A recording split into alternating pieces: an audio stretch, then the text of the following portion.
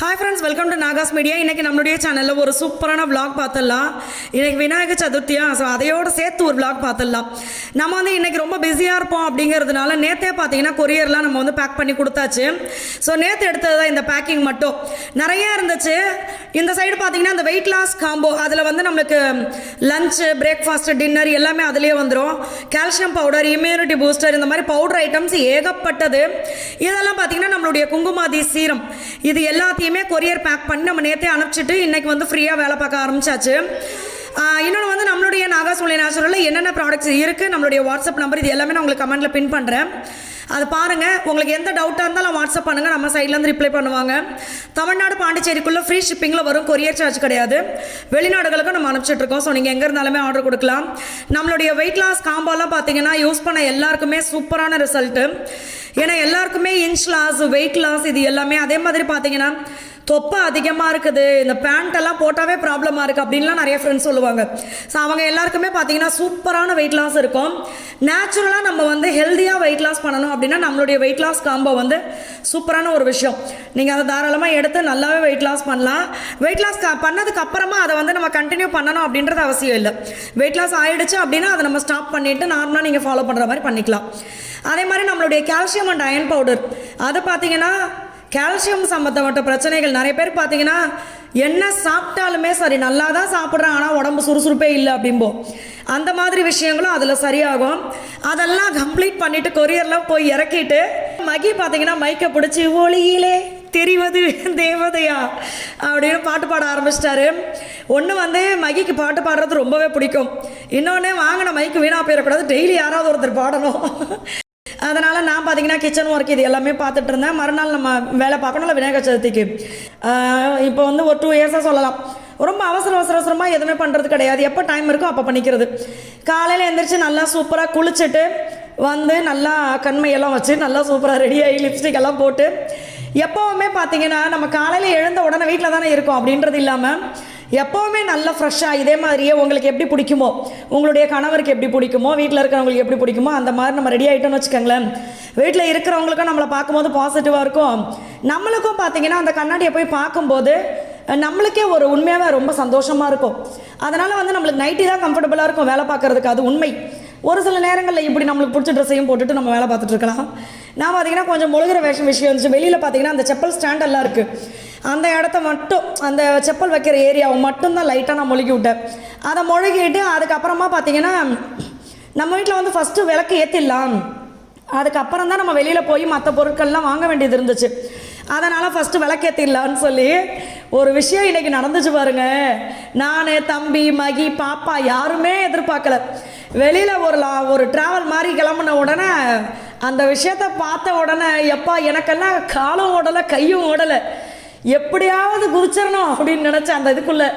ஆனால் பார்த்தீங்கன்னா அந்த அமைப்பு வந்து மகிக்கும் இவன் சாய்குட்டிக்கு தான் கிடச்சிது. நான் அது என்னென்னு காட்டுறேன் பாருங்களேன். நிஜமாவே நினச்சே பார்க்கல. கிராமத்தில் தான் இந்த மாதிரி விஷயங்கள்லாம் அனுபவிக்க முடியும் போல இருக்குது. சிட்டியில் இப்படிலாம் நாங்கள் அனுபவிச்சது கிடையாது. அதனால தான் அதை அப்படி சொல்கிறேன். அங்கேயே ஏரி குளம்லாம் இருக்கலாம், நிறைய பேர் என்ஜாய் பண்ணலாம். பட் எங்களுக்கு இங்கே வந்து தான் என்ஜாய் பண்ணிகிட்ருக்கோம். நான் பார்த்தீங்கன்னா காய்கறிகள்லாம் நிறைய எடுத்து வச்சுருந்தேன். ஏன்னா புதுசாக வாங்கினதுக்கப்புறம் அந்த ஃப்ரிட்ஜில் ஆல்ரெடி இருந்ததெல்லாம் எடுத்து நைட்டை வெளியில் வச்சுட்டேன். அந்த பீட்ரூட்டு, அது சிகப்பாக இருக்கிறது வந்து பீட்ரூட்டு, எல்லாத்தையும் கட் பண்ணி கோமாதாவுக்கு ஊற்றிட்டேன். அது ரொம்ப திக்காக இருந்ததுனால எக்ஸ்ட்ரா தண்ணி ஊற்றிட்டு பக்கத்துலேயே அதில் பார்த்தீங்கன்னா கம்பு எடுத்து போட்டேன். நேற்று மகி அபி சீக்கிரம் வாங்குறாரு. வந்து பார்த்தா நம்ம வீட்டிலேருந்து நல்ல பெரிய மயில் அழகாக அந்த தோகையோடு ஓடிச்சு பாருங்கள். என்ன ஒரு அழகு. எனக்கும் மகிக்கும் அந்த மயிலை பார்த்தா அவ்வளவு சந்தோஷமாக இருந்தது. நேற்று என்னவோ அவ்வளோ மயில் நாங்கள் பார்த்தோம். அதனால் எப்பவும் போல் தானியங்கள் நம்ம வச்சிடலாம் அப்படின்னு சொல்லிட்டு, அப்புறம் நம்மளுடைய நாகலட்சுமி மகேஷ் பேலஸ் அந்த பேர் பார்க்கும்போதெல்லாம் வந்து அடுத்து வந்து இன்னும் நிறைய விஷயங்கள் நம்ம பண்ணணும் அப்படின்றது எங்களுக்கு தோணும். அடுத்து நேற்று பார்த்தீங்கன்னா சும்மா கை இருக்க மாட்டாப்புல வேலை செய்யலான்னு சொல்லி அந்த இடத்த வந்து நீட் பண்ணிவிட்டு கல் போட்டோம். அதுலேயும் பார்த்தீங்கன்னா நான் பாத்தி கட்டுற மாதிரி செங்கலை வச்சு கட்டி விட்டுட்டேன். அது என்னமோ எனக்கே பிடிக்கவே இல்லை. அதனால் அந்த செங்கல்லாம் எடுத்துட்டு அந்த களை கொத்து தானே வைக்கியது, சின்ன குட்டி மம்பட்டி மாதிரி இருக்கும், அதை வச்சு மண்ணெல்லாம் சரி பண்ணி விட்டுட்டேன். நம்மளுக்கு பார்த்தீங்கன்னா ஒரு சில விஷயங்கள் அந்த நேரத்தில் வந்து சூப்பராக இருக்குல்ல அப்படின்னு தோணும். அதை கொஞ்சம் லாங்கில் இருந்து பார்த்தோம்னா என்னடா இவ்வளோ கன்றாவியாகவும் நம்ம பண்ணி வச்சோன்னு தோணுச்சு. அதனால் எல்லாத்தையும் எடுத்துகிட்டு மண்ணை வந்து நல்லா சமப்படுத்தி விட்டுட்டேன்.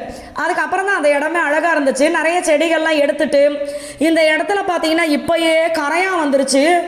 மகி பார்த்தீங்கன்னா இந்த கரையான் மருந்து வந்து ஒரு 3 பக்கெட் எத்தனை லிட்டர் இருக்கும் மகி? அங்கே பாருங்கள், ஒரு பெரிய பக்கெட் இருந்துச்சு பாருங்கள். 3 பக்கெட்டு கரையான் இதை வந்து அதாவது தண்ணியில் கரைச்சி ஊற்றிருக்காரு. அது எந்த இடம் வரைக்கும் ஓட்ட போட்டுச்சுன்னே எங்களுக்கு தெரியலை. ஊற்ற போய்கிட்டே இருக்குது. நம்ம வந்து இது ஏற்கனவே வீடியோவில் கூட சொல்லியிருப்போம், ஆள் வச்சு நம்ம க்ளீன் பண்ணணும் அப்படின்ட்டு. நிறைய பேர் எங்களுக்கு கிடைக்கல, ஆள் வேலை செய்கிறதுக்கே கிடைக்கல. அதனால் ஓகே நம்மளே இறங்குவோன்ட்டு கொஞ்சம் பயத்தோடு இருந்தேன். ஏன்னா இது வந்து அதை புதுசாக செய்கிற மாதிரி இருக்குது. அதனால தான் ஒரு பயம். ஆல்ரெடி பாம்பை பார்த்ததுனால. மற்றவங்கெல்லாம் பார்த்தீங்கன்னா பாம்புக்கு பயப்படவே மாட்டுறாங்க, எனக்கு மட்டும் தான் பயமாக இருக்குது. அப்புறம் மகியெல்லாம் எல்லாத்தையுமே சூப்பராக க்ளீன் பண்ணி எடுத்துட்டாங்க. இந்த சைடு பார்த்தீங்கன்னா இந்த திராட்சை கொடி வந்து வரவே வராதுன்னு நினச்சோம். ஆனால் சூப்பராக வந்துருச்சு. இதை எத்தனை வாட்டி ஏற்றி விட்டாலும் நான் இங்கே தான்டா கிடப்பேன்ட்டு அதில் கீழே வந்துடுது. குருவி பார்த்தீங்கன்னா ஒரு சில ஃப்ரெண்ட்ஸ் சொல்லியிருந்தீங்க அந்த முட்டை இருக்கிறதுனால கூட பாம்பு வர்றதுக்கான வாய்ப்பு இருக்குது அப்படின்னு சொல்லி. பட் அந்த தங்கங்களை நம்ம என்ன பண்ணுறது, நம்மளை நம்பி அது வந்து நம்ம வீட்டில் கூடு கட்டி முட்டை போட்டிருக்கு. அதனால் அவங்க அங்கேயே இருக்கட்டும் அப்படின்னு சொல்லி அங்கேயே தான் விட்டுருக்கோம். 3 பேர் இருக்காங்க. நம்ம அங்கே பின்னாடி தண்ணி ஊற்றலான்னு போன உடனே அதுலேருந்து அவங்க மம்மி மட்டும் பறந்து போய் மேலே நின்று பார்த்துக்கிட்டு இருந்தாங்க.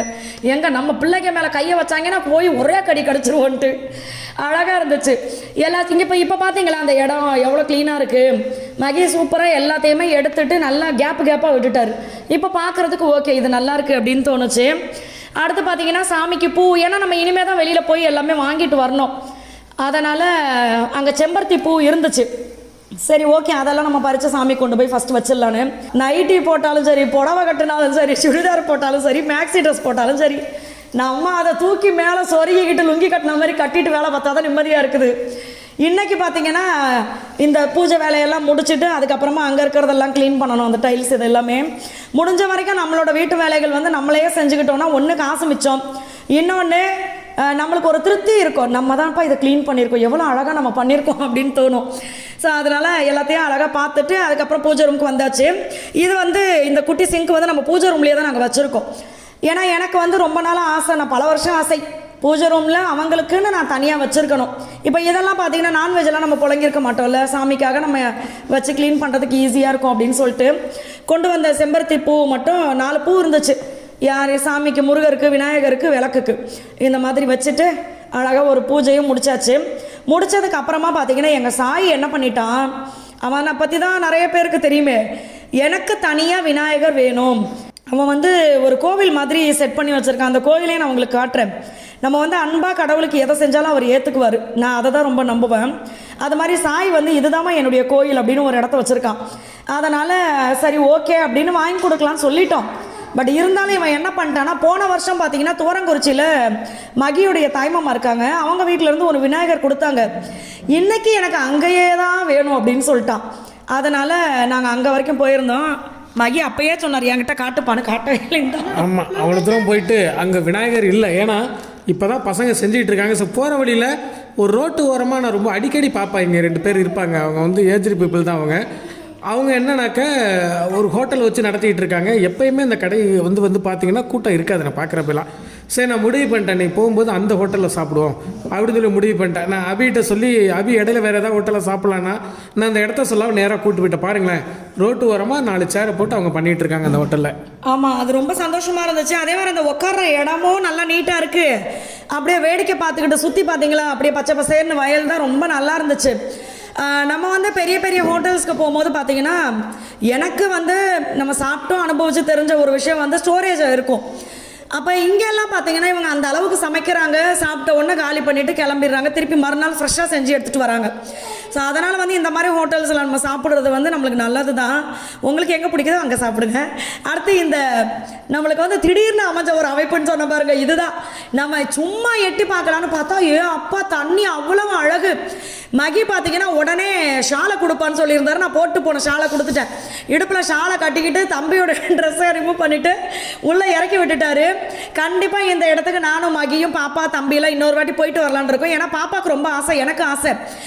உள்ளே வந்து இன்னும் தம்பிங்க அண்ணாலாம் இருந்ததுனால நம்மளால் இறங்க முடியல. அதனால் இப்போ அடுத்த வாட்டி நம்ம எல்லோரும் ஒன்றா போயிட்டு வரலாம்ப்பா அப்படின்னு இருந்தோம். அந்த இடம் பார்த்தீங்களா எவ்வளோ அழகு. அங்கே இருக்கிற ஒரு தம்பி வந்தார். அவர் அது என்னது இவங்க குளிச்சுக்கிட்டு இருந்தாங்க பாருங்க, அதுக்கு இடையில இடம் இருக்குது போல் கீழ்வாக்கில், அதுக்குள்ளே பூந்து அந்த தம்பி மீன் பிடிக்கிறதுக்கு போயிட்டாங்க. அந்த இடமே அவ்வளவு அழகு. எனக்குன்னா இதெல்லாம் ரசித்து அதை சொல்கிறதுக்கு வார்த்தைகளை வந்து தேடணும், அப்படி இருக்குது எனக்கு சந்தோஷம். இதில் வந்து மகி சொன்னாங்க வெளிநாட்டு பறவைகள்லாம் இருக்குதுப்பா பாருப்பா அப்படின்னு சொல்லிக்கிட்டு இருந்தாரு. எல்லாத்தையும் பார்க்க பார்த்தீங்கன்னா அவ்வளோ சந்தோஷம். அடடா என்ன ஒரு அழகு, கடவுள் கொடுத்ததே உண்மையாகவே இதெல்லாம் பெரிய வரப்பிரசாதம் நம்மளுக்கு. நான்லாம் மகி கிட்ட சொல்லுவேன், இந்த ஏரி குளம் இதிலெல்லாம் பார்த்தீங்கன்னா ஒரு சிலர் நிறைய பேர் அதை பண்ணுறாங்க, பண்ணாமல் விட்டால் நல்லது. இந்த குப்பைகளை கொண்டு வந்து அதில் கொட்டி விட்டுறது, அந்த மாதிரி விஷயங்கள் பண்ணாமல் இருந்தால் அது நம்மளுக்கு தானே நல்லது. ஏன்னா இந்த தண்ணி எத்தனை இடங்களுக்கு போகுது, எத்தனை பேர் யூஸ் பண்ணுறாங்க, நம்மளுக்கு பார்க்குறதுக்கு எவ்வளோ அழகாக இருக்குது. இயற்கையை வந்து நம்ம அசுத்தம் பண்ணாமல் நம்ம நல்லா வச்சுக்கணும். ஸோ அதனால் நான் பாப்பா தம்பிக்கெல்லாம் கண்டிப்பாக அதை சொல்லி கொடுப்பேன், நான் சொல்லி கொடுத்துக்கிட்டு இருக்கேன். அடுத்து எங்கள் சாய்ப்பா பார்த்தீங்கன்னா அங்கே தோரங்குறிச்சியில் விநாயகர் கிடைக்கல அப்படின்றதுனால நாங்கள் பட்டுக்கோட்டையே வந்துட்டு அங்கே பார்த்தீங்கன்னா ஒரு குட்டியாக ஒரு விநாயகர் அழகாக வாங்கிக்கிட்டு, இந்த பாருங்க இவரை தான் வாங்கினது. நம்ம சாய்க்கு பார்த்தீங்கன்னா ரொம்ப சந்தோஷம். நான் ஃபஸ்ட்டு குட்டி விநாயகர் எடுத்தேன், அவர் பார்த்தீங்கன்னா எனக்கு இந்த விநாயகர் தான் வேணும், என் கோயிலுக்குள்ளே இவர் தான் அழகாக இருப்பார் அப்படின்னு சொல்லிட்டான். சரி, நான் அவருக்கு வாங்கிட்டு வீட்டுக்கு பூ வாங்கிட்டு இருக்கும் போதே சாய் மா என் விநாயகருக்கு பூ வாங்கல அப்படின்னா சரின்னு ஓகேன்னா அவருடைய விநாயகருக்கும் பார்த்தீங்கன்னா பூ வாங்கிட்டு, எனக்கு வந்து அந்த பன்னீர் ரோஸ் மாலை விநாயகருக்கு வாங்கணும்னு ஆசையாக இருந்துச்சு, அவருக்கு வாங்கியாச்சு. சாயோடைய கோயில்னு சொன்ன பார்த்தீங்கன்னா இந்த கோவில் தான். இதை வந்து உங்களுக்கு பார்க்குற ஒரு சிலருக்கு என்னடா அட்டை டப்பா வச்சுக்கிட்டு கோயில்னு சொல்கிறீங்களே அப்படின்னு தோணலாம். நம்ம வந்து பல படங்கள் பார்த்துருப்போம்ல, அதிலலாம் பார்த்தீங்களா, நம்ம வந்து உண்மையும் இது தான், படங்களில் வர்ற கதைகளோட உண்மை இதுதான். கடவுளுக்கு வந்து நம்ம வந்து நீங்கள் கோடிக்கணக்கில் லட்சக்கணக்கில் செலவு பண்ணணும் அப்படின்றதெல்லாம் இல்லை. மனசார சந்தோஷமாக அப்பா ஏற்றுக்கங்கப்பா அப்படின்னு நீங்கள் சின்னதாக ஒரு விஷயத்தை செஞ்சால் கூட அவர் சந்தோஷமாக ஏற்றுப்பார். அது மாதிரி தான் இப்போ தம்பியும். அதுக்கப்புறம் ஸ்வீட் கேட்டான். சரின்னு ஸ்வீட் கொடுத்த உடனே ஒரு தட்டில் காயின் ஸ்வீட்டு பூவு அவருக்கு எடுத்துகிட்டு போய் வச்சுட்டு அழகாக சந்தோஷமாக இருந்தாங்க தம்பி பாப்பா. அங்கே பாருங்கள் பூ இதுக்கப்புறம் தான் நான் வெட்டி கொடுத்த மாலை மாதிரி கொண்டு போய் போட்டான். அவள் அந்த பூஜையும் பண்ணிவிட்டு எங்கள் 2 பேருக்கும் வந்து திருநீர் குங்குமம்லாம் கொடுத்து கொஞ்சம் ஸ்வீட்டையும் வாயில் வச்சு விட்டு நெத்தியில் பூசுறது மூஞ்செல்லாம் வலியுது. இதெல்லாம் ரொம்ப சந்தோஷமாக இருக்குது. குழந்தைங்களை வந்து சாமி தானே கும்பிடுறாங்க, அதுக்கெல்லாம் நம்ம என்கரேஜ் பண்ணலாம், தப்பே கிடையாது.